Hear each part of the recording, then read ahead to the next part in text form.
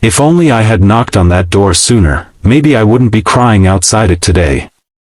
A father, after years of silence, finally decides to check in on the family he walked away from. But when he steps into their world again, he's not met with anger or revenge. Instead, what he witnesses shakes him to his core. A single moment will redefine everything he thought he knew about love, regret, and redemption. Stay till the end, because the letter he finds under his son's pillow changes not just his life, but maybe yours too. If this story moved you, don't forget to like, comment, share with someone who needs hope today. Subscribe our channel Kindness Talks for more real-life inspired emotional stories. The coffee had long gone cold.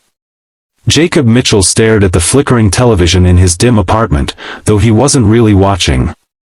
The rain tapped against the windowpane like it was trying to remind him of something, or someone.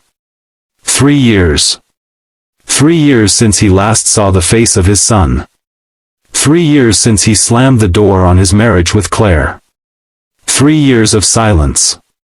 No calls. No birthdays. No apologies. Jacob wasn't a cruel man, just a broken one. Work stress, ego, financial burden, and the suffocating fear of inadequacy had turned him into someone he barely recognized. When he left that day, it wasn't because he didn't love them. It was because he thought they'd be better off without him. But as time passed, regret became a constant companion. He heard through a mutual friend that Claire had taken up 2 jobs and that little Aiden, now 9, had stopped asking about him a year ago. That news stung worse than anything. That night, Jacob couldn't sleep. Around 3 a.m., he sat up in bed and made a decision, one that took all his courage. He would visit them. Not to make grand promises. Not to ask for forgiveness. But just to see them. To know they were okay. The next morning, dressed in his best shirt, the one Claire always liked on him, he bought a small toy car Aiden used to love and a single white lily. It was Claire's favorite flower. As he parked near their modest apartment, nerves wrapped around him like cold chains. He walked up the familiar steps, paused at the door numbered 2B, and raised his hand to knock, but froze. From inside, he could hear giggles. Aiden's giggles. And Claire's voice. Warm, playful, happy. He took a breath and finally knocked. Seconds later, the door creaked open. Claire stood there, surprised, her face paler than he remembered, and tired, but still kind. Jacob, she whispered. His voice caught, but he managed, Hi. I wanted to check in. Claire hesitated for a moment, then stepped aside. He's in his room. He doesn't really talk about you anymore. Jacob nodded silently, each word like a dagger. Inside, the apartment was small but clean. A few drawings stuck to the fridge. School books scattered on the table. The kind of chaos that screamed of love and exhaustion. When he walked into Aiden's room, he saw the boy sitting on the floor, coloring. His tiny back was turned, and for a moment Jacob just stood there, watching. Then, in a soft voice, he said, Hey, buddy. Aiden turned around slowly. His eyes met Jacob's, blank at first, then confused. He stood up, silent. Do you remember me? Jacob asked gently. Aiden blinked. You're the man from the photo. Mommy said, you had to go save the world. Jacob's throat tightened. Claire had told him that? To protect him? He nodded, forcing a small smile. Something like that. Then came the moment that would haunt him forever. Aiden walked over, picked up a small cardboard box, and handed it to Jacob. Inside were all the Father's Day cards he had made in the past 3 years. Unsent. Unread. Unanswered. Jacob's knees buckled slightly as he sat on the floor beside his son. He picked one up. Crayon handwriting, shaky letters. Dear Daddy, I learned to ride a bike today. I wish you were here. Love, Aiden. He turned to another.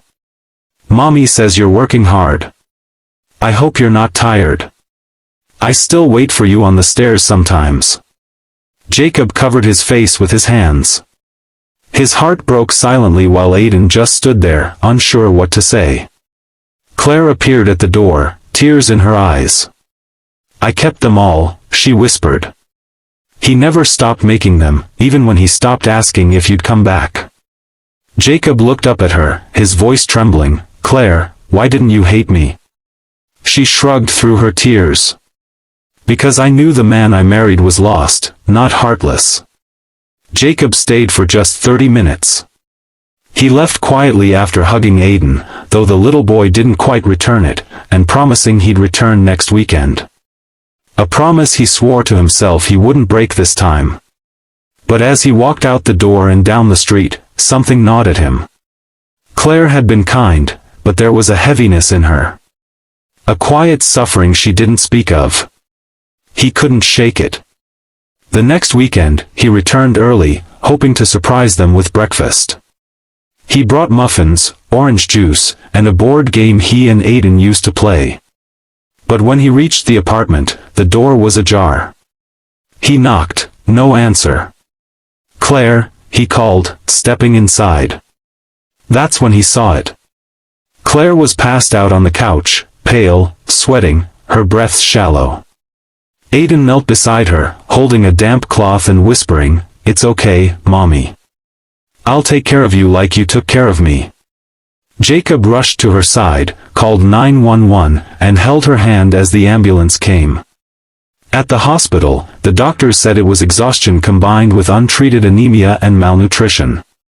She's been skipping meals, the nurse told him softly. To make sure her son eats.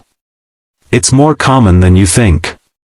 Jacob sat outside the hospital room, shaking.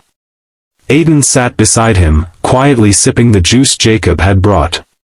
You know what Mommy says when I ask about you? Aiden said suddenly. Jacob turned to him. She says you were just scared. And sometimes grown-ups don't know how to fix things, but that doesn't mean they stop loving. Jacob broke down. He knelt before his son. Aiden, I was scared. But that's no excuse. I wasn't there when you needed me. I wasn't there when she needed me. But I'm here now. And I'm never leaving again. I don't want to just visit. I want to stay. If you'll have me. Aiden blinked at him, then reached into his little backpack and pulled out a folded paper. It was another card. The most recent one. Jacob opened it and read. Dear Daddy, if you ever come back, I'll forgive you. Because Mommy says I'm brave. And brave kids forgive. Tears streamed down Jacob's face. Claire was healthier, smiling more often. She'd taken a break from her jobs, and Jacob had stepped up, working full-time and being the father he never dared to be. Every night, he tucked Aiden in. Every morning, he made breakfast. And every weekend, the three of them walked together, slowly rebuilding what was once broken. They didn't talk about the past much. They didn't need to. Because love was now louder than regret. Sometimes, it takes losing everything to realize what truly matters. Forgiveness isn't forgetting, it's healing. And even the broken can find their way back home. If they choose love over fear.